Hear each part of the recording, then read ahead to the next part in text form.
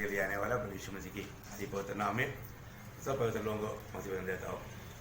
प्रभु का अनुग्रह है कि प्रभु ने और भी एक ही दिन प्रभु का पवित्र उपस्थिति में हमें एकत्रित किया। हमें इस प्रतिकूल अवस्था में भी प्रभु ने अच्छा तबीयत दिया है ना। आज कितने लोग तबीयत खराब होने के कारण संगति में नहीं आ पाता, लेकिन प्रभु की बड़ी दया है कि प्रभु ने हमको अच्छा तबीयत दिया, अच्छा हमारा मौका दिया।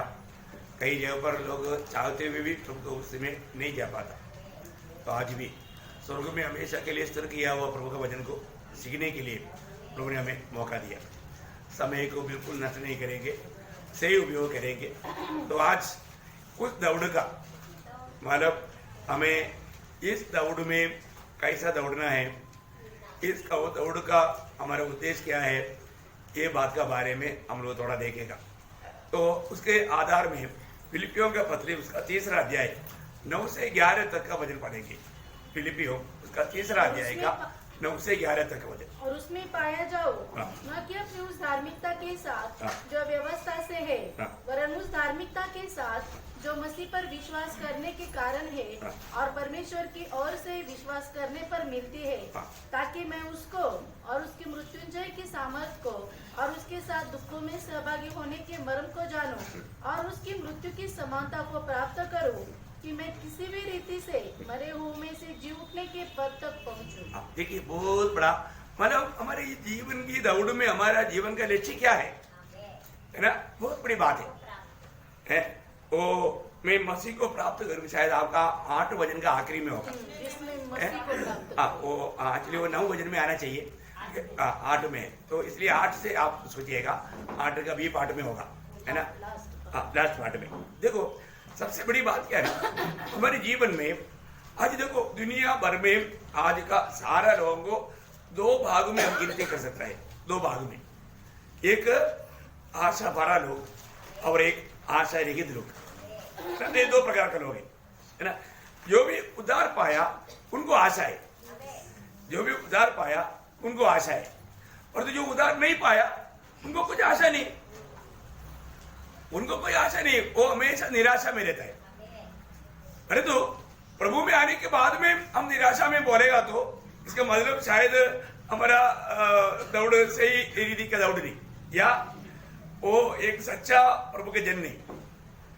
क्योंकि प्रभु में आए हुआ हर एक लोगों को प्रभु ने आशा दिया है, क्योंकि हमारा उद्धार के टाइम पर ही आशा दिया प्रभु ने। जब हमारा रोमियो 8 अध्याय का 24 वचन है ना, 23 वचन 24 इस आशा के द्वारा हमारा उद्धार हुआ है। इस आशा के द्वारा हमारा उद्धार हुआ है। देखिए हमारे जीवन में जो भी लोग उद्धार पाया है वो आशा के द्वारा उद्धार पाया। इसका मतलब एक बहुत बड़ा बात है, हम लोग ये दुनिया में ये आशा कौन दे सकता है ना। ये आशा एक सच्चा जिंदा व्यक्ति ही दे सकता है। जो व्यक्ति मतलब कोई भी प्रकार का कोई मनुष्य की तरफ से ये आशा नहीं हो सकता, क्योंकि वो सदा जीवित नहीं रहता। एक सदा जीवित रहने वाला व्यक्ति ही ये आशा दे सकता है ना। अभी हम सबको मालूम है, हमें जो आशा दिया वो प्रभु जिंदा प्रभु है, और वो फिर से दुनिया में आने वाला है ना। इसलिए जब तीतुस का पत्री में लिखा ना, तीतुस का पत्री उसका 2रा अध्याय है, उसका 11-12 वचन 11-12 वचन। परमेश्वर का वो अनुग्रह प्रकट है जो सब मनुष्य के उद्धार का कारण है, और हमें चेतावनी देता है कि हम अभक्ति और सांसारिक अभिलाषा से मन फेरकर इस युग में संयम, अधर्म और भक्ति से जीवन बिताए, और उस धन्य आशा की अर्थात अपने महान परमेश्वर और उद्धारकर्ता यीशु मसीह की महिमा के प्रकट होने की बात जोते रहे। प्रयोग ये बहुत बड़ी बात है ना।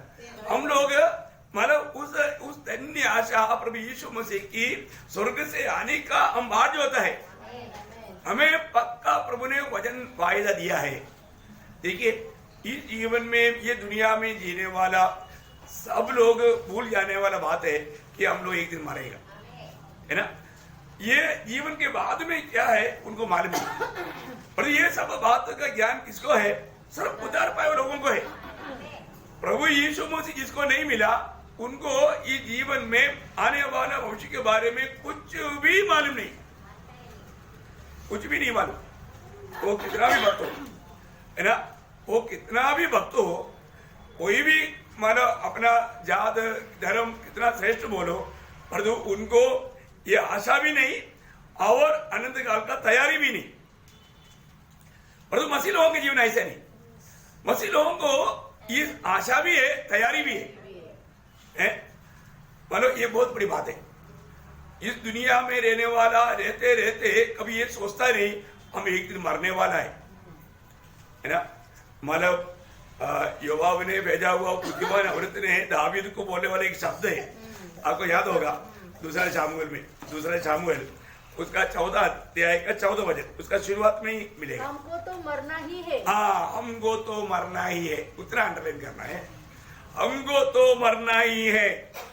मतलब हम जो जानना चाहिए ये बात के बारे में कई बार हम भूल जाता है। कई बार मतलब लोगों को लगता है कि हमको मरने का ही नहीं है, हमको मरने का ही नहीं, ऐसे ही क्या नहीं है ना। वचन बोलता है हमको तो मरना ही है, हमें मरना ही है। मृत्यु जब बुलाएगा तुरंत जाना पड़ेगा। थोड़ा 5 मिनट के बाद में नो, वो बहुत बिजी है, बहुत बिजी है, मैं बहुत अर्जेंट काम कर रहा हूं, तो 5 मिनट के बाद आता हूं बोलेगा तो चलेगा? नो, तुरंत ये भी मृत्यु बुलाएगा, तुरंत जाना पड़ेगा। आप देखो है ना, दुनिया में कितने लोग ये समझता है मुझे एक दिन मरना है, उससे पहले मुझे मिला हुआ समय कितना ये भी मुझे नहीं मालूम। हमने पिछले दिन में भी ध्यान किया था, दावीद कहता है मतलब प्रभु वो जो 39 का जो 4 वचन एक्चुअली है ना, ये बात पवित्र लोग थोड़ा सोचना चाहिए, थोड़ा रुक करके। ऐसा कर कि मेरा अंत मुझे मालूम हो जाए, और यह भी कि मेरे आयु के दिन कितने हैं, मेरे आयु के दिन कितने हैं, जिससे मैं जान लूं कि मैं कैसा अनित्य हूँ। हाँ, मैं जान लूं प्रभु, मैं जान लूं मैं कितना एक छोटा सा जीवन जीने वाला व्यक्ति है। बहुत बड़ी बात है ना, मुझे ये जानने दो मेरा आयु कितना छोटा है। प्रियो, पाप ने लोगों में लाया हुआ मतलब विपत्ति कितना भयंकर है ना। कई बार लोग सोचता है ये मृत्यु का मृत्यु नहीं है क्या, अगर मृत्यु का मृत्यु हो जाता तो हम बच जाता। Praise the Lord. देखो प्रियो, एक दिन मृत्यु का भी मृत्यु आएगा, ये बाइबल कहता है ना। सबसे बड़ी बात है हमारे जीवन में, परंतु प्रभु के अनुग्रह से प्रभु ने हमें मृत्यु से पार कराया ना। हमें कोई ऐसा डरने का बात है क्या? मसीह लोगों का जीवन वास्तव में कितना, मैं इसलिए बोलता हूं ये दौड़ में बराबर दौड़ना है तो हमें ये बात का समझ चाहिए। ये बात का सही समझ नहीं रहेगा तो है, ये दुनिया में पाप प्रवेश करने के द्वारा मृत्यु आया है, परंतु अगर पाप नहीं किया होता तो मृत्यु नहीं आता था, परंतु पाप किया, पाप ने मृत्यु खींच कर लाया। पाप किया हुआ व्यक्तियों के लिए अभी आप देखो ना, मतलब दुनिया कितना फॉरवर्ड हो गया, परंतु कोई ऐसे मेडिसिन नहीं किया कि हमें मृत्यु बिना रह सके। नहीं, कोई भी कारण नहीं। क्यों नहीं है? क्योंकि ये मृत्यु परमेश्वर ने नियुक्त किया है, परमेश्वर की नियुक्ति को कोई तोड़ नहीं सकता है ना। जब सबको मालूम है इब्रानियों 9 अध्याय के 27 वचन, और जैसे मनुष्य के लिए एक बार मरना और उसके बाद न्याय का होना नियुक्त है। देखा प्रियो, एक बार मरना, इसका मतलब मर गया तो बात खत्म है, ऐसे क्या?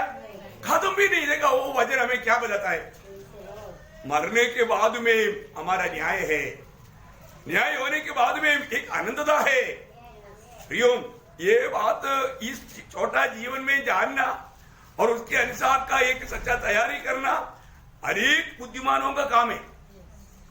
जिसको प्रभु मिल गया वो व्यक्ति ये बात को जानना चाहिए, है ना। हमारे जीवन में मतलब इस दुनिया में रहने वाला सबके लिए पिता ने अपने पुत्र को दिया। पहले यूहन्ना 4 अध्याय के 9 वचन में एक आया, 9 का वचन है, आपका थोड़ा उसमें मैं गौर दिलाना चाहता हूँ। पहला यूहन्ना 4 का 9 वचन। जो प्रेम परमेश्वर हमसे रखता है, वह इससे प्रकट हुआ कि परमेश्वर ने अपने एकलौते पुत्र को जगत में भेजा है कि हम उसके द्वारा जीवन पाए। बस उसके द्वारा जीवन पाए। देखा, परमेश्वर ने अपने एकलौता पुत्र को दुनिया में किसने भेजा? हम उसके द्वारा जीवन पाए। तो किसको जीवन चाहिए? जो मर रहा है उसको। किसको जीवन चाहिए? इसके पास जीवन है, उसको जीवन की जरूरत है क्या? सब लोग थोड़ा प्रार्थना के साथ रहना, आत्मा में है। किसको जीवन चाहिए? मर गया उनको चाहिए है। तो इधर दुनिया में सबका अवस्था क्या था? मरा हुआ। तो सबको जीवन चाहिए। जीवन चाहिए तो किसके पास आना पड़ेगा? यीशु मसीह के पास। इसलिए पिता ने पुत्र को दिया, उसके द्वारा जीवन पाए। प्रभु यीशु मसीह के द्वारा ही जीवन पाने का मार्ग है।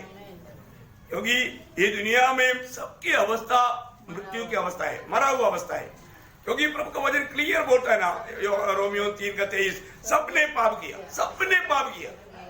इसलिए रोमियो 6:23 बोलता है पाप का मजदूरी मृत्यु है। मानो वो मृत्यु का गुलाम बन गया है ना।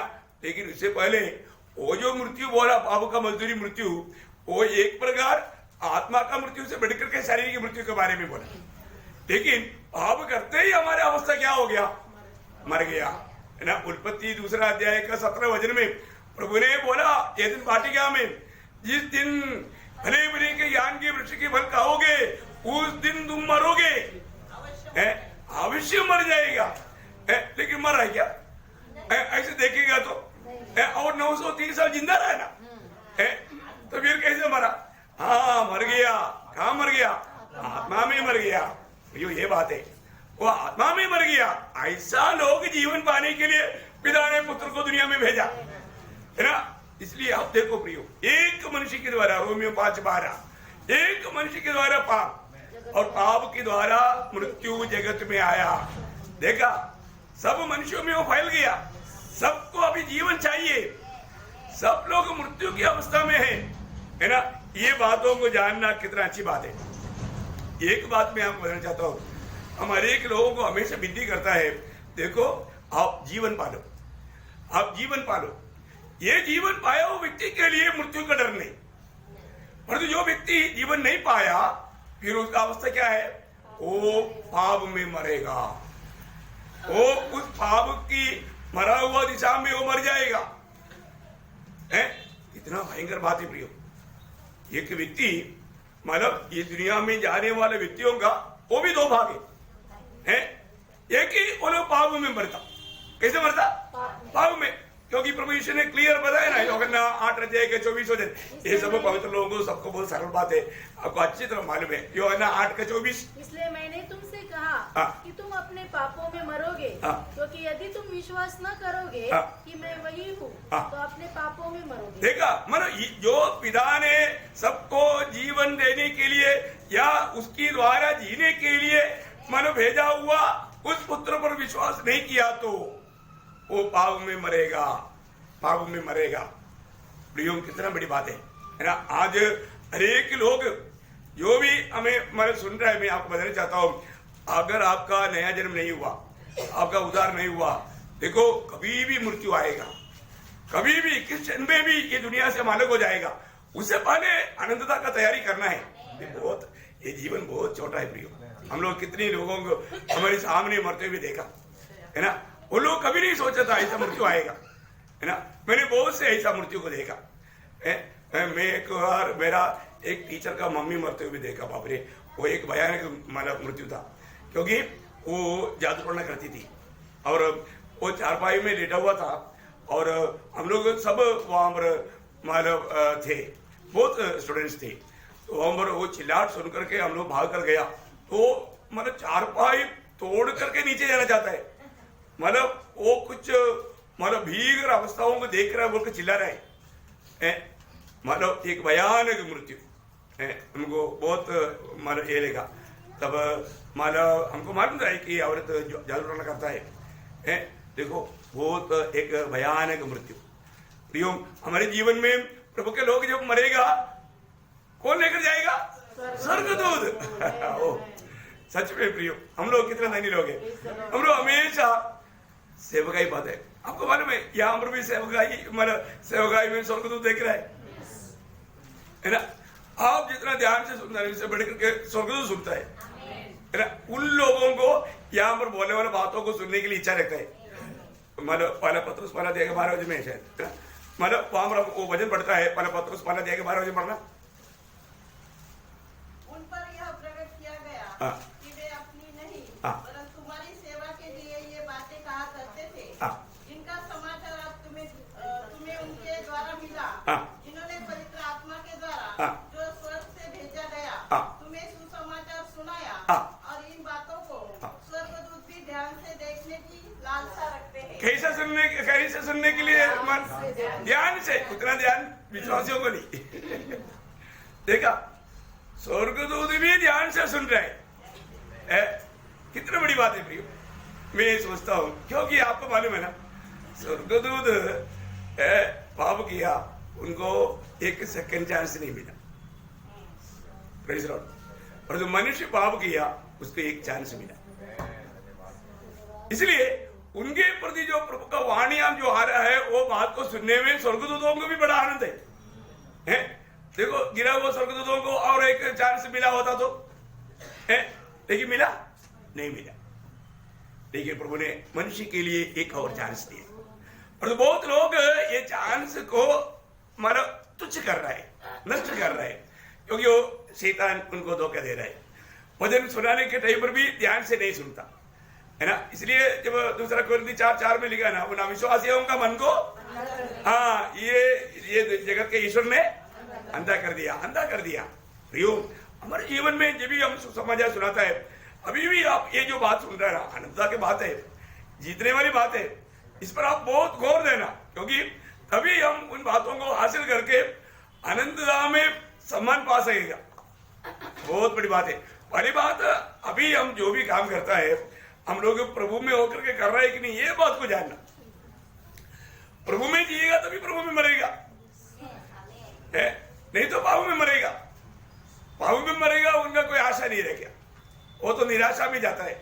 और जो प्रकाशित वाक्य 14 अध्याय का 13 वचन, शब्द सुना, जो मृतक प्रभु में मरते हैं वे आपसे धन्य हैं। आत्मा कहता है हाँ, क्योंकि अपने सारे परिश्रम से विश्राम पाएंगे और उनके कार्य उनके साथ हो जाएंगे। देखा, उनका कार्य है। हाँ, इसका मतलब प्रभु में आने के बाद में जो भी काम करना है, वो काम हमारे साथ नित्यता में आएगा, अनंतता में आएगा। बहुत बड़ी बात है प्रियो। हमारे जीवन में आज भी मैंने अनंतता का लाभ के लिए क्या काम किया,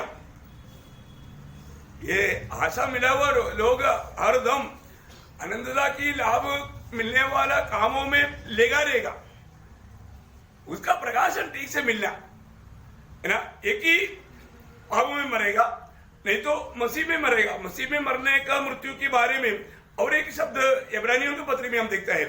मसीह में मरने का अर्थ का हमें समझाने वाला एक शब्द इब्रानियों उसका 11 अध्याय का 13 वचन पढ़ना। ये सब विश्वास ही की दशा में मरे। हाँ, बस विश्वास की दशा में मरा। कौन सा दशा में? विश्वास में मरा, विश्वास में। प्रियो, आज मतलब अगर हम मरने से पहले प्रभु नहीं आए तो भी हमको कोई चिंता है, डर है? नहीं। क्यों? क्योंकि हम स्वर्ग में, अभी हम आंख बंद करते हैं, हम स्वर्ग में प्रवेश करेंगे। अगला चैन हम स्वर्ग में मिलेगा। बहुत बड़ी बात है। शरीर से अलग हो गया तो तुरंत प्रभु के साथ। ये प्रभु का लोगों का एक बहुत बड़ा धन्य आशा है। प्रियो, हम लोग मालूम भविष्य के बारे में हमको मालूम, इसलिए ना इस जीवन में हम जीने के समय में, अभी यहाँ पर पौलुस जो बोलता है ना, मेरे जीवन में मैं क्या चाहता हूँ। आपका आज जो पढ़ाया हुआ भाग में ना 8 वचन का आखिरी भाग में है। पहली बात, देखिए यहाँ पर है ना, प्रेरित पौलुस का 7 तात्पर्य है इस भाग में, है ना। 7 बातें आपको मालूम। पहली बात में मसीह को प्राप्त कर। प्रियो, ये बहुत बड़ी बात है। आज हमारे जीवन में मैं कहां तक मसीह को प्राप्त कर पा रहा है, ये बात को हमें जानना चाहिए। जितना मसीह को जीतेगा वही हमारा अनंत काल का सबसे बड़ा धन है? वे कहां तक मसीह को प्राप्त कर पाया?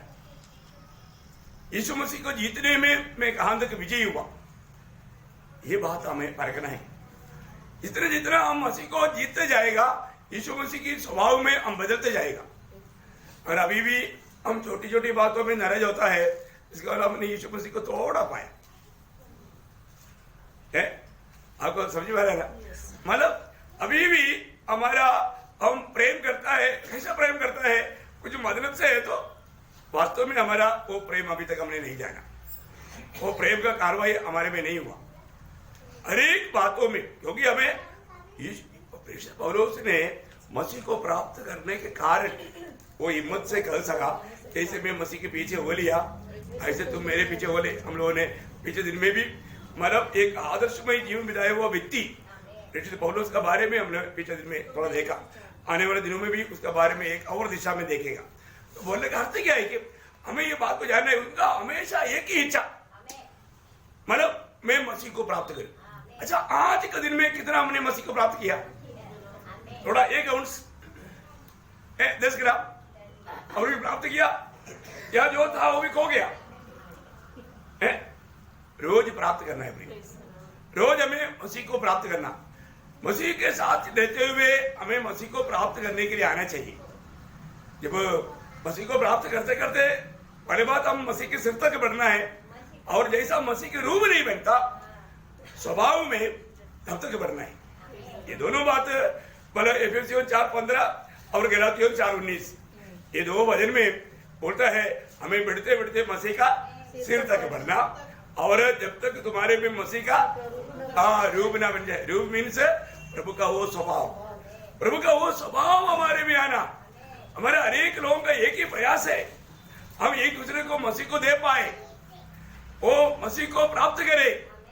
इसलिए हम हमेशा मसीह को ही व्यापार करना, अपने बीच में और कोई बातों में नहीं जाना, हम मसीह को ज्यादा से ज्यादा प्राप्त करना। ये एक ही मौका है, छोटा सा जिंदगी, ये थोड़ा सा समय, मृत्यु तक का समय है ना। क्यों? क्योंकि मरने के बाद में न्याय है। किसी किसी का न्याय प्रभु पहले ही कर लेता है। जैसे अभी बेलशस्सर का, बेलशस्सर ने बहुत बड़ा अपराध किया है ना। उसका पिता नेबूकदनेस्सर ने यरूशलेम से लाया हुआ पवित्र बर्तनों में उन्होंने क्या किया? उनको गलत रीति में इस्तेमाल किया। इसलिए प्रभु ने उन लोगों का खुशी के बीच में एक हाथ भेजा, वो हाथ दीवार में लिख दिया, मैंने तेरे ऊपर से परमेश्वर ने तेरा तुझे तोला, तुम कमी पाया गया, इसलिए तुम्हारा राज्य को मेदी और पारसियों को बांट करके दे दिया, तेरा कदम कहानी। उसी दिन वो मर गया या मारा गया। तो बात क्या है कि कभी कभी किसी किसी को प्रभु जल्दी मतलब उसका न्याय कर लेता है, उसका समय को खत्म कर देता है, क्योंकि उसी प्रकार का अन्याय करता है। प्रभु में आने के बाद हमें कितना प्रभु का महिमा के लिए जीना चाहिए।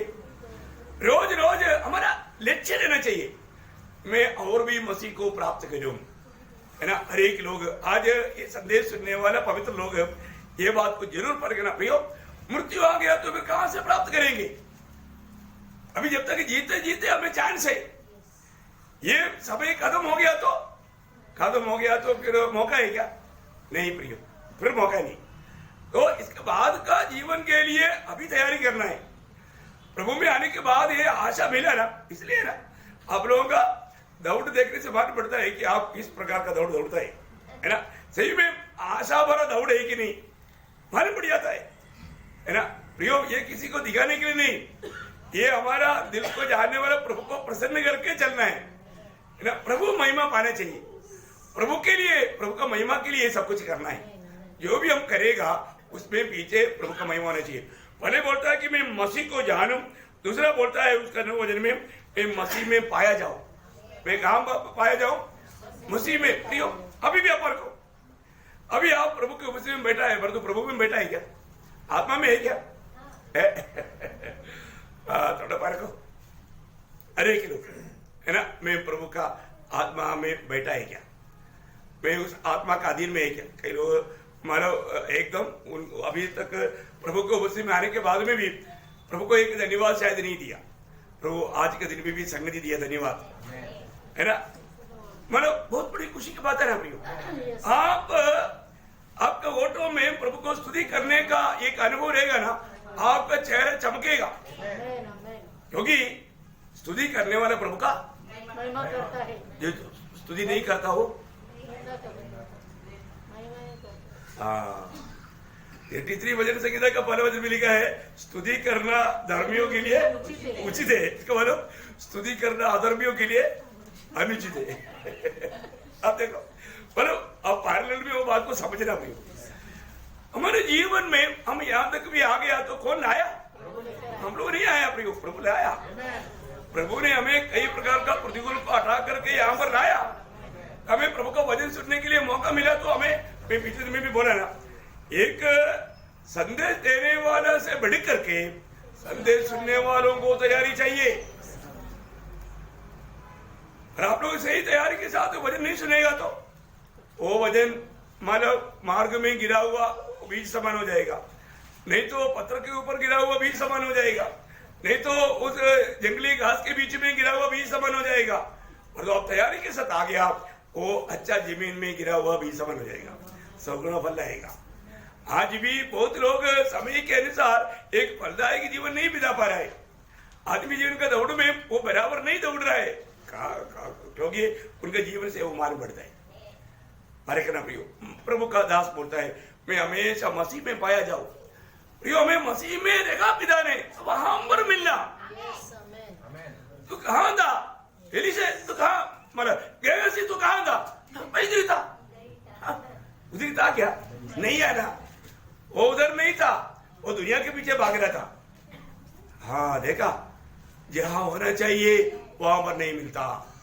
प्रियो, पौलुस बोलता है, मैं हमेशा मसीह में पाया जाऊं। देखो, प्रभु के उपस्थिति में आने के बावजूद भी मैं प्रभु में पाया जा रहा है। प्रभु में है क्या? सच में अभी भी मैं प्रभु में है क्या? आपको सबको मालूम है, यूहन्ना का सुसमाचार 15 अध्याय का 4-5 वचन में प्रभु बार बार कहता है, तुम मुझ में बने रहो और मैं तुम में, तुम मुझ में और मैं तुम में बने रहना। किसी कारण भी दूर नहीं जाना। देखो, कभी भी है ना, कोई भी प्रकार का जब पाप आ जाता है, उस समय में हम प्रभु में बना नहीं रह पाता, वो हमारा वो नाता को तोड़ देता। इसलिए प्रियो, हम लोग परखना है, मेरे जीवन में मैं प्रभु में बना रह पाता है क्या? और पौलुस का एकमात्र इच्छा है, मैं हमेशा मसीह में पाया जाऊं। देखा, वो जेल में रहने के टाइम पर भी बोलता है, मैं मसीह में हूं, मैं मसीह का बिंदुआ हूं, है ना, मैं मसीह में है। प्रियो, ये बात हमें हमेशा बोलने की रहना चाहिए, है ना, मैं मसीह में हूं, है ना। हमें हमेशा परखना है, मैं मसीह में है कि नहीं, और मसीह मुझ में है कि नहीं, ये बात को यकीन करना। और वो तीसरा बात क्या बोलता, मैं मसीह में पाया जाऊं। और इसके बाद में आगे क्या बोलता है, मतलब उसकी मृत्यु की साथ में मैं उसकी मृत्यु की समानता में बनूं। देखा, बाप रे, ये एक भयंकर, उसका 3 का 10 वचन में है ना, मतलब हाँ, मैं उसकी मृत्यु की समानता को प्राप्त करूं। प्रियो, ये बहुत बड़ा बात है। इसका मतलब क्या है ना, प्रभु के लिए कुछ भी होने के लिए उसका गहरा निर्णय है प्रियो, है ना। मैं प्रभु का उस मृत्यु, कैसा मृत्यु है प्रियो? सूली की मृत्यु, श्रापित मृत्यु, वेदनाजनक मृत्यु। बोलो, उस समानता को प्राप्त करने के लिए प्रेरित पौलुस चाहता है। मैं एक बात आपको बताना चाहता हूं, मतलब ये एक बहुत बड़ा गहरा चाहता है, बहुत बड़ा गहरा चाहता है। प्रेरित पौलुस के जीवन में हमेशा वो प्रभु के लिए मृत्यु की जोखिम में डाला जाने के लिए तैयार था। बोले का मतलब, अपने प्राण को थोड़ा भी उसने प्रिय नहीं जाना। प्राण कभी भी प्रभु के लिए उंडेलने की तैयारी में भागते रहा। वो बात मैंने प्रेरित का 20 का 24 में प्रभुदास बोलता है कि मैं अपनी प्राण को कुछ नहीं समझता या उसको प्रिय नहीं जानता, क्योंकि मुझे एक सेवा मिला, वो सेवा करने के लिए मुझको मेरा प्राण उंडेलना पड़ेगा। उसको मालूम है ना, और उंडेला वो, है ना, जब मतलब दूसरा तिमोथी 4:6 में बोला ना, यक्त की नाई ढूंढे रह जा रहा हूं, देखा बहुत गहरा शब्द है प्रियो, है ना, मतलब प्रभु के लिए, प्रभु यीशु मसीह के नाम की महिमा के लिए प्रियो इतना कष्ट में उतरने वाला एक व्यक्ति है। कष्टों को देख करके वो हंसता था। आप देखो कोई कष्ट तकलीफ आएगा तो हम लोगों का अवस्था क्या होता, हाँ चेहरा डाउन होता है, होता नहीं कि होता है। मतलब इसका मतलब क्या है कि हमारे में, हमारा अंदर का मनुष्य में हम बहुत कमजोर है। हमारा अंदर का, मैं आपको बोलता है ना, एक व्यक्ति प्रभु की उपस्थिति में भी आनंद नहीं होता है तो उसके पास कोई सामर्थ्य है, एकदम जीरो में है, माइनस में है। मैं अभी अमेरिका में -50 डिग्री ऐसा माइनस में है, माइनस में है, बहुत भयंकर बात है। कई लोगों को थोड़ा मतलब कैसे भी थोड़ा खुशी चेहरा देखना चाहता है तो भी वो लोग खुश नहीं होता है। इसलिए कभी कभी मैं थोड़ा कुछ दृष्टांत भी बोल देता हूँ, कम से कम चेहरा बदले। फिर आप आनंद के साथ बैठो, प्रभु के वचन सुनने में हमें आनंद होना चाहिए। प्रभु हमें कई बात समझाने चाहता है। प्रभु को यहाँ पर बैठा हुआ हरेक का दिशा प्रभु को मालूम है ना, उसके अनुसार सबसे प्रभु को बात करना है। हो सकता है कि वो सभी वजन एक ही व्यक्ति के लिए नहीं होगा, लेकिन सबके लिए वो वजन कार्य करेगा भैया। आज प्रभु की उपस्थिति में बैठने के टाइम पर भी यदि मैं आत्मा में भर करके, आत्मा का अधीन रह करके सुन नहीं पाया तो मैं मसीह में होकर के नहीं सुना वचन, वो वचन शायद कार्य भी नहीं किया। मैं मसीह में पाया जाऊं, फिर वो बोलता है मैं उसको जानू, उसी 10 वचन में मैं उसको जानू। प्रियो, हमने अभी तक मसीह को जाना है क्या? अभी तक मसीह को जाना वो लोग बहुत कम है, मतलब थोड़ा भी नहीं जाना, ये सच्चाई बात है। हाँ, मसीह को आप देखो ना, अभी पौलुस का हमेशा दिल की गहरा चाहत क्या था मालूम है? जब पहला कुरिन्थी 2 अध्याय के 2 वचन में बोलता है, मैं तुम्हारे बीच में सिर्फ प्रभु यीशु को, क्रूस पर चढ़ाए हुआ प्रभु यीशु मसीह को छोड़ करके और कुछ भी नहीं जानना चाहता हूँ। मेरे को एक ही जानकारी चाहिए। वो थोड़ा वचन पढ़ेंगे थोड़ा। क्योंकि मैंने यह ठान दिया था कि तुम्हारे बीच यीशु मसीह और क्रूस पर चढ़ाए हुए मसीह को छोड़ और किसी बात को न जानूं। ओ देखा, किसी बात को भी मैं नहीं जानता। प्रियो, कितना अद्भुत बात है। मैं यीशु मसीह को जानूं, यीशु मसीह को जानने के प्रति उनका दिल का तड़प देखो प्रियो। आज भी हमने कहा था कि यीशु मसीह को जाना प्रियो है। यीशु मसीह के साथ ज्यादा समय बिता पाता है क्या?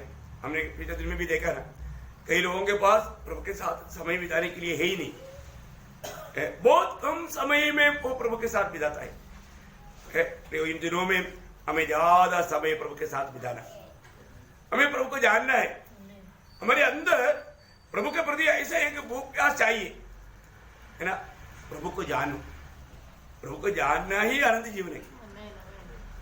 हम कितना अधिक जानेगा उतना अधिक हमें उस जीवन का एक प्रभाव पड़ेगा, हम प्रभु के लिए जीवन बिता सकेगा। बहुत बड़ी बात है ना। तो हमें मतलब प्रभु को जानना है। मतलब अपना दावीद हमेशा कहता है, मेरे को दावीद का कुछ शब्द वाला बहुत अच्छा लगता है। दावीद एक दिन में 3 बार प्रार्थना करता था, मतलब भजन संहिता 55 का 17 में।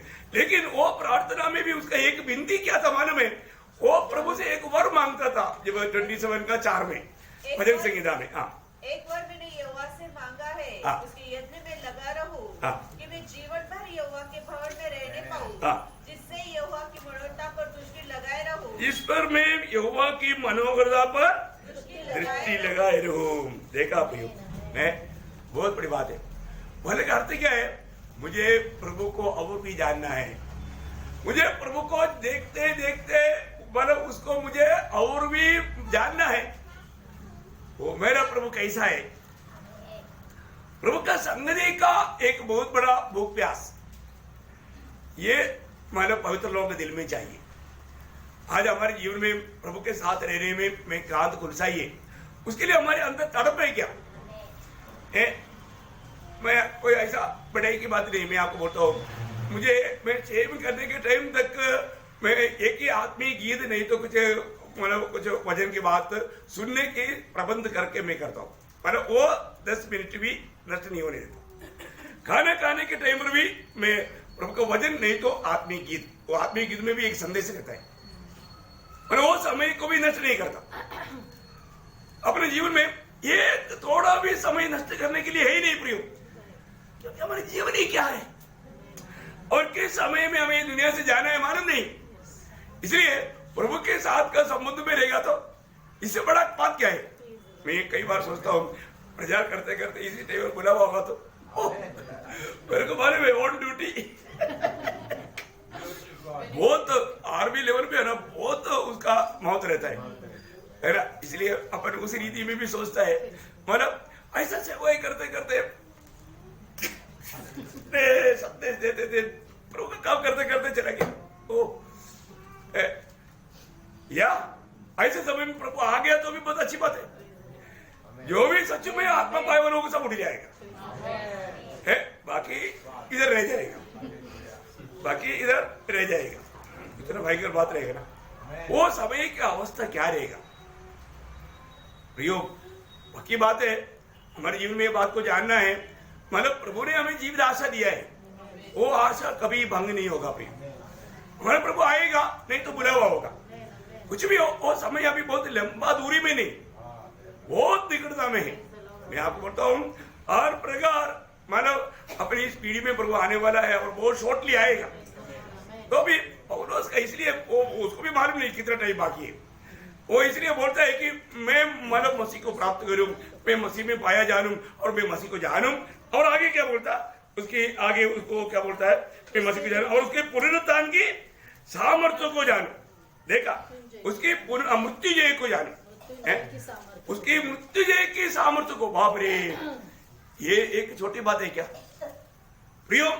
दुनिया में कितना भी महान लोग है ना, वो लोगों ने बहुत अच्छी अच्छी बात दुनिया को बताया, बहुत कुछ किया, परंतु वो लोग जन्म लिया, बर्थडे है, डेट है ना, और डेथ डे का डेट भी है ना, मर गया, परंतु रिजर्वेशन का डेट नहीं है। बर्थडे है, यस्टरडे है, परंतु रिजर्वेशन डे नहीं। क्या बोलते हैं, ऐसे है ना, हाँ रिजर्वेशन का डेट नहीं, बराबर है।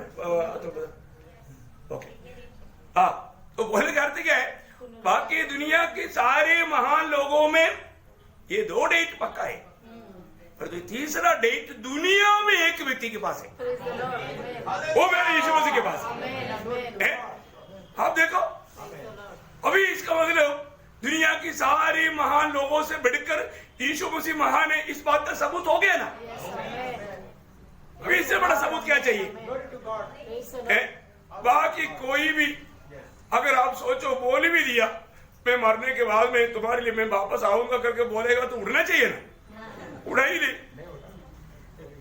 उनको भी उड़ाने के लिए मेरा यीशु मसीह आएगा। मेरे प्रभु यीशु मसीह ने बोला मैं मरने के बाद तीसरे दिन जी उड़ेगा, और वैसे जी उड़ा। प्रियो, यीशु मसीह जी उड़ा ये कोई कथा कहानी है क्या? नहीं है ना, ये चरित्र है, हिस्ट्री है। अभी तक प्रभु यीशु मसीह का कबर खुला पड़ा है, चरित्र बताता है यीशु मसीह तीसरा दिन जी उड़ा। आप किसी अन्य जाति के लोगों को पूछो, वो भी बोलता है यीशु मसीह जी उड़ा, उनको भी मालूम। कहां से मालूम? क्योंकि चरित्र है। हाँ, फिर आप बताओ, अरे तो उनको पूछो तुमने जिस पर विश्वास किया उड़ा है क्या? झगड़ा हो जाएगा। प्रियो, हम जो बोल रहे हैं सत्य बोल रहे हैं, अरे ये सच्चाई को लोग मानने के लिए तैयार नहीं है ना। प्रियो, हमारा प्रभु यीशु मसीह आएगा क्योंकि वो जी उड़ा और उसने जैसे कहा वो सब कुछ उसने पूरा किया। वो एकमात्र व्यक्ति है प्रियो, वो आने वाला है। इसलिए हमको कोई डर है क्या? हमें कोई डर नहीं। अरे ये दुनिया में रहते वक्त सब लोग थोड़ा सोचना चाहिए ना कि ये मरे हुए को कौन जिलाएगा? जिलाने वाले एकमात्र व्यक्ति प्रभु यीशु मसीह है। सबूत किया ना बाइबल में पूछने वालों को उत्तर देने के लिए एक शब्द है, एक वचन है। आपको याद होगा प्रेरितों का हम 17 अध्याय के 31 वचन, क्या सुंदर वचन है। एक दिन ठहराया है देखा, एक दिन प्रभु ने ठहराया है जिसमें वह उस मनुष्य के द्वारा हाँ। धर्म से जगत का न्याय करेगा हाँ। जिसे उसने ठहराया है, इसलिए उसने ठहराया है और उसे मरे हुए में से जिलाकर हाँ। यह बात सब पर प्रमाणित कर दिया। देखा, सब पर प्रमाणित कर दिया। Amen. प्रभु यीशु मसीह सारे मानव जाति का न्याय करेगा। Yes, Lord. देखा प्रियो, ये बाइबल परमेश्वर का वचन है, इसमें लिखा हुआ बात कितना बात है। यीशु मसीह जी उठा। Amen. अभी पौलुस का अंदर एक बड़ा तड़प है, मुझे भी वो अनुभव पाना है। हालेलुया। वो बोलता है कि मुझको भी उस पुनरुत्थान का सामर्थ्य मेरे भी जीवन में अनुभव करना है। प्रेज़ लॉर्ड, अनुभव करेगा कि नहीं? कितनी बड़ी बात। इतना ही नहीं, वो आगे क्या बोलता है, मैं उसका कष्ट में भी मैं सौभाग्य हो जाऊं, है ना। कष्ट में, यीशु मसीह की कष्ट में मैं सौभाग्य हो जाऊं। कितने बहुत लोगों की इच्छा है। प्रियो, ये जो आया आपने वचन सुना, अच्छी बात है, पर जो कष्ट सहने के लिए कितने लोगों को इच्छा है। हमने कल भी शायद पढ़ा था ना, मतलब कष्ट किस लिए है? महिमा के लिए, है ना। कष्ट महिमा पाने के लिए, रोमी 8:18, है ना। हमें मिलने वाला वो महिमा पाने के लिए हमें कष्ट के मार्ग में चलना है प्रियो, है ना। प्रभु में होते हुए कष्ट के मार्ग को छोड़ करके कभी नहीं जाना। कष्ट दूर करने के लिए कभी प्रार्थना नहीं करना, क्योंकि आपको आनंददा में बहुत भयंकर नुकसान हो जाएगा, है। लेकिन आप कितना बार प्रार्थना किया होगा ना, प्रभु ये कष्ट हमसे दूर कर, बोला होगा ना। नहीं प्रियो, मैं आपको बताता हूं, प्रभु के वचन के अनुसार हमें कष्टों को भी आनंद से सहना चाहिए। मसीह में होते हुए आने वाला कष्ट, ये इसमें हमें, पत्रोस बहुत अच्छा बोलता है, पहला पत्रोस 4:13-14 वचन। जैसे जैसे मसीह के दुखों में सहभागी होते हो, आनंद करो। देखा, आनंद करो, जिससे उसकी महिमा के प्रकट होते समय में भी तुम आनंदित और मगन हो। देखा, तुम आनंदित और महान हो नहीं पाएगा। देखा है, देखो बहुत बड़ी बात है प्रियो हमारे जीवन में। देखो, इस जीवन में थोड़ा कुछ कष्ट आकर के उस कष्ट में भी मर गया तो कोई नुकसान है क्या? नहीं है ना। देखो, मैं कल किसी को बात करते करते एक बात बोल रहा था। बात क्या था? हाँ, मतलब दुनिया में जहां पर भी जाकर कुछ भी बात खरीदेगा तो गारंटी मिलेगा, गारंटी, है ना। घड़ी खरीदेगा तो बोलेगा 2 साल का गारंटी है, फ्रिज खरीदेगा तो बोलेगा 3 साल का गारंटी है ना। मतलब ऐसा जो भी बात लेता है तो गारंटी है। मनुष्य का नो गारंटी। आज यहां से घर तक जाएगा, किसका गारंटी है? कोई गारंटी है क्या? तो गारंटी वचन में लिखा, वो वचन मिला। मैं आपको पढ़ाता हूँ, उनको बहुत अच्छा लगा। पर दूसरा पहला ही लिखा, उसका 29 अध्याय का 15 वचन का भी पाठ। ओ प्रभु यीशु, तुझसे तो सब कुछ मिलता है, हाँ। हमने तेरे हाथ से पाकर तुझे दिया है। नहीं, मतलब पृथ्वी पर हमारे दिन छाया के समान बीते जाते हैं, हाँ। और हमारा कुछ ठिकाना नहीं। कुछ ठिकाना नहीं, माना एक्चुअली बोलेगा तो कुछ ठिकाना नहीं, वो शब्द कुछ गारंटी नहीं, नो गारंटी ऐसे आना चाहिए। आपका परिभाषा में देखो, मतलब गारंटी नहीं, मनुष्य को कोई गारंटी नहीं। अभी आज हम मिला, वापस कल मिलेंगे, कोई गारंटी है? नहीं। आज हम घर से इधर तक आया, वापस घर तक पहुंचेगा, कोई गारंटी है? No guarantee.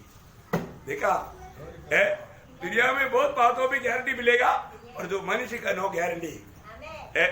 इसलिए हमेशा हमें उस तैयारी में रहना चाहिए।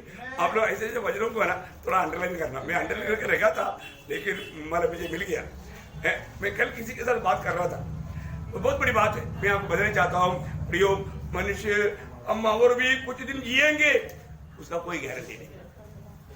हो सकता है आज का दिन हमारे लिए आखिरी दिन होगा, है ना। मराठी वाचा, व्हेरी गुड। अच्छा, मराठी आमची काही शाश्वती नाही। आमची काही शाश्वती नहीं, मैं बोलेगा तो पक्का नहीं, क्या बोलते हैं, भरोसा नहीं। हमारा कोई भरोसा नहीं भाई, हमारा कोई भरोसा नहीं। फिर भी बोलते तू आजा आजा, मैं दिखाता हूँ कौन है। अरे आने के टाइम पर तो श्वास का दो। क्या ना इंसान कितना मतलब मूर्ख है, अपने आप को हमेशा कुछ क्या बोलता है जो है नहीं वो ऐसा बात सोचता है। हाँ बहुत धोखा है ना प्रियो। प्रियो एक बात प्रभु में आने के बाद हमारा समझ खोलना चाहिए, क्योंकि हमें इस जीवन में जाने के समय में हमारे साथ आने वाला बातों को लेकर जाना, क्योंकि ये दुनिया से अपन दुनिया का कुछ बात लेकर नहीं जाएगा। ये तो हमने कल भी देखा है ना प्रभु के वचन में। इक्लेशियंस में एक सुंदर ऐसा वचन है 5 अध्याय में, इक्लेशियंस 5 अध्याय का 15 वचन पढ़ना। जैसा वह माँ के पेट से निकला हाँ। वैसा ही लौट जाएगा। हाँ। नंगा ही जैसा आया था हाँ। और अपने परिश्रम के बदले कुछ भी ना पाएगा। हाँ। इसे वह अपने हाथ में ले जा सकेगा। कुछ भी नहीं ले अपने हाथ में नहीं ले जा सकेगा। लेकर के नहीं जा पाएगा, वो खाली हाथ जाएगा। ओ प्रियो हम लोग इसी कारण इस बात में समझना चाहिए ना है। फिर मैं कैसा स्वर्ग में जाने के समय में स्वर्ग में मुझे कैसे क्या मिलने वाला है? इधर का कुछ लेकर के हम प्रभु को खुश करने के लिए लेकर जा सकता है क्या? नहीं। ये दुनिया का कोई भी चीज वहां पर कोई काम का नहीं। ये सब वहां पर बहुत गंदा चीज है। दुनिया का अच्छा से अच्छा चीज भी वो स्वर्ग के लिए बहुत गंदा चीज है। इसको मैंने ये खाली बात लेकर जा नहीं सकता। ये बात है। इसका मतलब क्या है कि इसलिए जब हम लोग जो अभी पढ़ रहा था ना, हम लोग पढ़ा था अभी वो मतलब कौन सा के 14 अध्याय का 13 वचन में क्या बोला? उनका काम उनके साथ होएगा। देखा, जो आपने प्रभु के लिए काम किया वो काम के अनुसार उधरी बदला है। वही तो बात जानना हमको। अनंतता में प्रतिफल पाने लायक के कार्य यहां पर करना प्रियो। जिस काम करने से हमें लाभ है ये जानना। एक बात मैं आपको बताता हूं। कई बार इधर बैठा हुआ मेरा भाई लोग थोड़ा ध्यान से सुनना। कितनी बार संदेश सुनने के समय में प्रभु मुझे बुला रहा है करके आपको लगा, प्रेज़ लॉर्ड। लेकिन कितने लोगों समर्पण किया? मैं आपको बताऊं, प्रभु का संदेश आने के टाइम पर कई टाइम पर प्रभु एकदम बोलता है कि तुम मेरे लिए तैयार हो जाओ, तुम मेरे लिए तैयार हो जाओ, तुम मेरे संदेश लेकर के तू जाओ। ऐसा एक बुलाहट प्रभु देता है, लेकिन लोग क्या करता? उसको अनसुनी कर देता। ये मेरे लिए नहीं, ये और किसी के लिए होगा, छोड़ देता। मैं आपको बोलूं इसका नुकसान कब होगा? जब है ना, जब आप थोड़ा बुढ़ा हो जाएगा है, जब 60-70 है 80 साल वगैरह होने के टाइम पर, उस टाइम पर क्या बोलेगा? उस टाइम पर बोलेगा अरे मेरे को है ना कई बार प्रभु का संदेश आया था, लेकिन क्या है ना अभी मेरे को प्रभु काम करने की इच्छा हो रहा है। अभी मेरे को, क्योंकि अभी जाने का टाइम आ गया, अभी ज्यादा दिन अभी नहीं रह गया, इसलिए अभी मेरे को प्रभु के लिए कुछ काम करने के लिए दिल आ रहा है। परंतु मैं अभी याद करता हूं कई बार प्रभु के दास से संदेश आया तो मुझे मला आत्मा ने बुला रहा था कि तू मेरा काम कर। लेकिन मैंने क्या किया?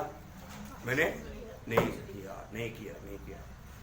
प्रियो, अब ये बात तो बहुत लोग, मैं आपको बोलता हूँ, बहुत भाई लोगों को मैं बताता हूँ, कई लोगों को प्रभु ने छू करके बताया कि मेरा काम कर, लेकिन लोगों ने प्रभु का वो वाणी को अनसुनी कर दिया। लोगों ने अपनी पद्धति बना करके, अपनी प्लानिंग बना करके जीवन बिताता। प्रभु की योजना को प्रभु बताता है, लेकिन उसको उस रीति में लेता नहीं। देखा? अब देखो, मतलब जिस बात में प्रयोजन है, आपको मालूम है ये दुनिया में रह करके प्रयोजन या लाभ किस बात में है? जब पहला कुरिन्थी 15 अध्याय का 58 वचन में क्या लिखा? पहला कुरिन्थी 15 अध्याय का 58। हे मेरे प्रिय भाइयों, दृढ़ और अटल रहो और प्रभु के काम में सर्वदा बढ़ते जाओ, क्योंकि यह जानते हो कि तुम्हारा परिश्रम प्रभु में व्यर्थ नहीं है। व्यर्थ नहीं। देखा, इसको मतलब बाकी सारे काम व्यर्थ है।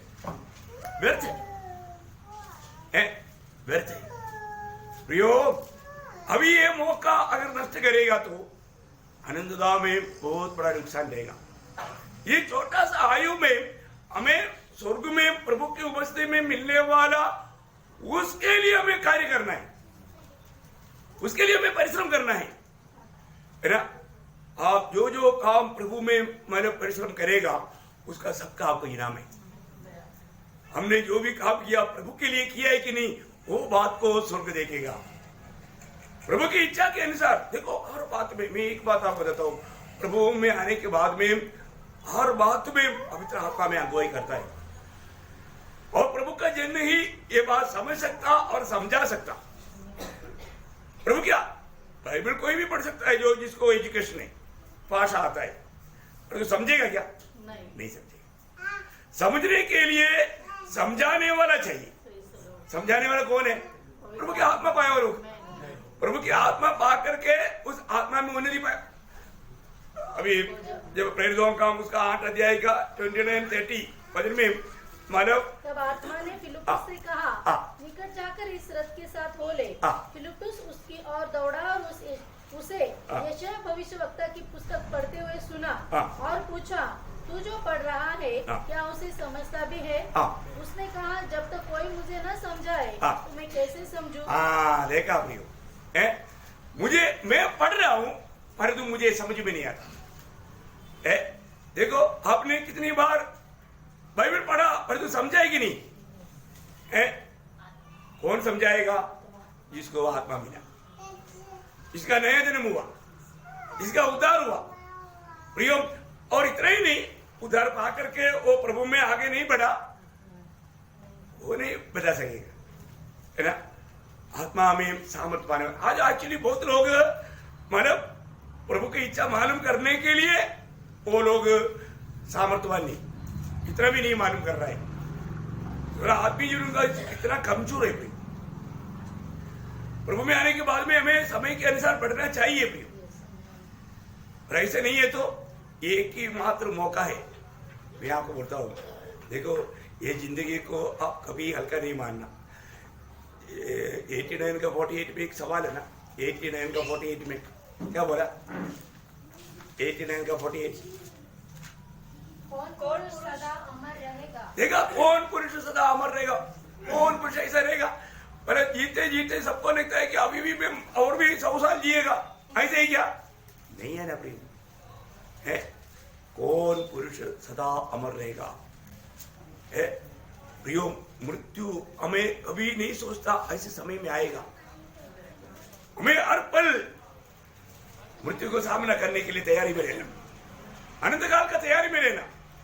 ओके, प्रभु आने से पहले, प्रभु आने में देर हुआ तो प्रभु में मरने की तैयारी में रहना। इसका मतलब मैं प्रभु में एक ही नहीं, ये बात को यकीन करते हुए जीवन बिताना। मुझे प्रभु की आत्मा का अगुवाई मिल रहा है कि नहीं? देखो प्रभु प्रियो, प्रभु ने आत्मा क्यों दिया? प्रभु ने आत्मा इसलिए दिया हम आत्मा की अगुवाई में चले। सही बात, आत्मा हमको हर एक बात समझाता, परंतु आज कितने लोग आत्मा की अगुवाई लेता? हम बोलता है हम आत्मा पाया, और जो आत्मा का अगुवाई लेता है क्या? जो आत्मा की अगुवाई में चले उसको, जब माना प्रेरितों का 16 अध्याय का 6-7 वचन, ये सब वचन आप लोगों को बहुत सुपरिचित है। बोले अर्थ माना आप हमेशा पढ़ता है, जानता है। वे खुगियां और गलतियां प्रदेशों में से होकर गए, क्योंकि पवित्र आत्मा ने उन्हें यशायाह में वचन सुनाने से मना किया। उन्होंने मूसिया के निकट पहुंचकर बितूनिया में जाना चाहा, परंतु यीशु की आत्मा ने उन्हें जाने न दिया। देखा, यीशु की आत्मा उनको भली बात मना किया। ये बात हम विश्वास कर सकता है। कभी कभी कई जगह पर प्रभु की आत्मा मना करता है, या अमर वचन ना बोल। मैं अपना अनुभव आप लोगों को बताया, आपको कई बार सुना है। वो गाड़ी में सफर करते वक्त है, मुझे क्लियर प्रभु की आत्मा ने बोला था मत सुनाना, लेकिन मैंने सोचा ऐसा कैसा? मतलब वचन का गहरा जानकारी में आत्मा का अगुवाई को सही रीति में नहीं पहचानने पर कितना बड़ा धोखा हो जाता है। मुझे आत्मा ने बोला इसको वचन नहीं बताना, लेकिन मैंने सोचा ये शायद मुझे ऐसा लग रहा होगा, है इसलिए मैंने बोला प्रभु ने बोला सबको वचन सुनाओ, मैंने वो वचन का सहारा लिया। मतलब हर प्रकार का वचन हमेशा हमको मिलता है ना, लेकिन आत्मा ने क्लियर बोला था है? लेकिन मैंने उसको बहुत प्यार से थोड़ा सा वचन बोलने लगा ना, बाप रे पूरा गाड़ी को हिला दिया उसने, ऐसा जंप किया वास्तव में मेरा तो पूरा मतलब जान ही निकल गया। सच में बोलेगा तो बहुत ऐसा एक बुरा ऐसा महसूस हुआ। तब मैंने प्रभु को बोला, प्रभु गलती हो गया, माफ करना। मैंने प्रभु से तुरंत क्षमा मांगा, क्योंकि प्रभु को मालूम था क्या होने वाला है। तो मैं मानो आत्मा का अगुवाई ना लेकर के बोला, लेकिन बाद में हम लोग वो यात्रा में बीच में एक जगह पर गाड़ी रुकता है, मैं वो जगह का नाम भूल गया, औरंगाबाद जाने के रास्ते में ना, औरंगाबाद हमारा नेपाल से पहले एक जगह है, वहाँ पर बहुत पेशावदानी वाला है। वो कौन सा जगह मालूम? केवला से पहले याद है? पहले केवला से पहले है? नहीं लसरगांव के बाद में, लसरगांव और केवला के बीच में एक जगह है, एक थोड़ा अंदर को गाड़ी लेकर के, उधर अच्छा सुविधा भी है, 20 मिनट रुकता है उधर।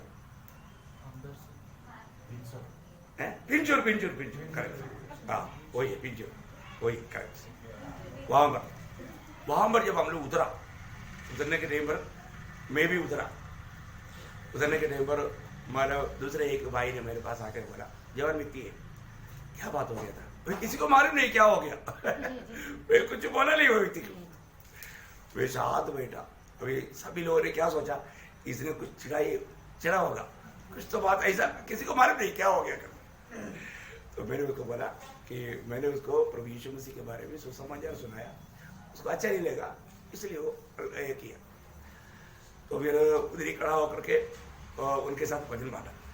उन्होंने बोला ऐसा करो, मेरे बगल में कोई नहीं, आप मेरे पास आओ, मेरे को सुनने की इच्छा है। तो उधर से मतलब अपना औरंगाबाद में अपना बाबा पेट्रोल पंप है, उधर तक मेरे को उतरना था, इन लोगों के घर में जाना था। तो उधर तक गाड़ी में बैठ करके, अभी आपको मालूम है अपना आवाज कैसा है, पूरा गाड़ी में बैठा हुआ सबको सुनाते हुए सुना। अभी उसके पास तो नहीं है, उसको नहीं बोल रहा था। मौका मिला, सब लोग पीछे मुड़ करके सुनते रहा, इतना ध्यान से सुना। और जाने के टाइम सब लोग और ये भी आकर के सॉरी, वो भी माफी मांगा। देखा तब मेरे को बहुत खुशी हो गया, मेरा जो दुख था वो दुख चला गया। और सच में प्रभु कितना महान है। ठीक है, गलती हमारा हुआ क्योंकि हमने आत्मा का वाणी नहीं सुना, लेकिन प्रभु ने वो दुख को भी आनंद में बदला, क्योंकि हमने उस समय में भी वो लज्जा का बात कुछ भी ना रह करके उसके साथ, अभी तो सबको मालूम पड़ गया कि वो व्यक्ति क्यों ये किया, लेकिन उससे पहले किसी को मालूम नहीं था। बोलने का अर्थ क्या प्रियो, प्रभु का आत्मा बताता है। एक अनुभव नहीं, मैं आपको हजारों अनुभव मैं आपको बता सकता हूँ। अपने जीवन में रोज हमें वो बात का चाहिए, रोज ऐसा आत्मा। आज भी बहुत ऐसा अनुभव है, बोलने के लिए जाएगा तो बहुत समय निकल जाएगा। एक बात मैं आपको कहना चाहता हूँ, प्रभुदास बोलता है, मैं प्रभु का उस पुनरुत्थान का सामर्थ्य को प्राप्त करूं। प्रियो, उस पुनरुत्थान का सामर्थ्य को भी, मैंने उसका आखिरी में 7वां बात क्या था, मैं पुनरुत्थान को प्राप्त करूं। मतलब उस उत्तम पुनरुत्थान, उसको मृत्यु जय के सामर्थ्य को नहीं, उस पुनरुत्थान को भी प्राप्त करूं। कौन सा शब्द है वो? किसी भी रीति से मरे हुए मरे हुए में से जी उठने का पद पहुंचना। करेक्ट, वही है। मरे उठने से मैं कैसे भी उस उत्तम पुनरुत्थान में भाग ले पाऊं, मैं उस अगला पुनरुत्थान में मैं भाग ले सकूं। प्रियो, प्रभु में उस अगला पुनरुत्थान में भाग लेने के लायक हमारे जीवन में जीव। ये सब ये विचार तक कब होगा मालूम है? ये सारे बात हमारे जीवन में आना है तो वो 3 का 8 वचन में जो शुरुआत में बढ़ता है, यीशु मसीह की ज्ञान की उत्तमता के कारण, पहचान की उत्तमता के कारण। बहुत बड़ा अनोखा शब्द है प्रियो। प्रभु यीशु मसीह वास्तव में कौन है करके आज बहुत मसीह लोग नहीं जानता। प्रियो, हमें जानना चाहिए, तभी हम ये दौड़ में बराबर दौड़ पाएगा। हमें बुलाने वाला कौन है, ये बात का हमें जानकारी चाहिए, है ना। वो एक सच्चा जिंदा प्रभु है प्रियो, है ना। वो इस दुनिया में हमारे लिए आया और हमारे उस भयंकर पाप की सजा से हमें छुड़ाया है। आज एक दिन हमको अपना लेखा प्रभु को देना है, उसके लिए हमें तैयारी करना है। उस समय में भले और विश्वासियों की दास सुनने का तैयारी हमारा इस वक्त में चाहिए, है ना। अगर हम उस समय में प्रभु आपने बुलाया तो था, लेकिन मैंने ऐसा नहीं किया बोल करके अपन अगर ऐसा मान लो ये करेगा तो कैसे होगा उस समय में, है। हम प्रभु में एक विश्वासियों की जीवन बिता पाया, ये बात को परखना भी हो, है ना। मैं आपको बोलता हूँ कितने लोग कितने टाइम प्रभु का बुलाहट को तुच्छ किया। प्रभु ने कई बात कहा, उसके अनुसार जीवन नहीं बिताया। मैं आपको बताना चाहता हूं, ये नया साल में जिन पर को पिछले दिनों में या पिछले सालों में कई बार प्रभु ने कई बातों से आपसे पर्सनली बात किया है। शायद संदेश सुनने के टाइम पर होगा, नहीं तो वचन पढ़ने के समय में होगा। उस समय में आपने कई निर्णय भी लिया होगा, लेकिन वो निर्णय आप भूल गए, उसमें बना नहीं रह पाया। इसलिए क्या होता, आनंददा में हमें बहुत नुकसान होता। आनंददा के दर्शन प्रेज़ द लॉर्ड। तो प्रभु का अनुग्रह है। तो कल मैं इसका बाकी आपको बताऊंगा कि इस दौड़ में हमें 10 बातों को तिचिक कर दौड़ना है। क्या क्या बातें हैं कल आपको बताएगी। Praise the Lord. तो प्रभु अनुग्रह देगा। प्रभु को धन्यवाद देता हूं। प्रियो, हमारा जीवन में एक बात आपको जानना है, प्रेरित पौलुस अपने बुलाहट के बाद में उनका जीवन में एकमात्र लक्ष्य यीशु मसीह था। यीशु मसीह से बढ़कर हमारे जीवन में कोई भी बात नहीं होना चाहिए। आपको मालूम है सच्चा चेला जीवन का हमारा अवस्था क्या है? अपनी माँ बाप से बढ़कर, अपनी भाई बहन से बढ़कर, अपनी पत्नी और बच्चों से बढ़कर, सबसे बढ़कर। इसका मतलब उनको त्यागो, ऐसा है क्या? त्यागो नहीं, उनको जितना प्यार देता है उसका दुगना प्यार करो, और जो सबसे बढ़कर प्रभु को प्यार करो। हाँ, ऐसे नहीं। और प्रभु ने बोला है इनको सब कुछ छोड़ दो, ऐसे बोला क्या? नहीं बोला। प्रियो, प्रभु के प्यार से भर जाएगा तो पत्नी, बच्चों को, सबको पहले प्यार से भी 10 गुना प्यार मिलेगा। हाँ, कई बार लोग क्या सोचा, प्रभु ने बोला है सर प्रभु को प्यार करो, इसलिए तुम लोगों को अभी प्यार नहीं। ऐसे है क्या? ऐसे नहीं प्रियो। प्रभु मानो घर को तोड़ने वाला है क्या? नहीं, घर बनाने वाला है प्रियो, है ना। इसका सही अर्थ में, सही रीति में जानना। तो इसलिए प्रभु ये वचनों के द्वारा आपको बहुत आशीष दे। प्रियो, अच्छा इनाम पाना है, मसीह को जीतना। रोज पर को मैं कहा तक मसीह को जीत पाया बोलने का अर्थ यीशु मसीह के स्वभाव में रोज बढ़ते जाना और पूर्ण मसीह का पूर्ण रूप हमारे में बन जाना। प्रभु यीशु मसीह का वही स्वभाव में हमें आना चाहिए।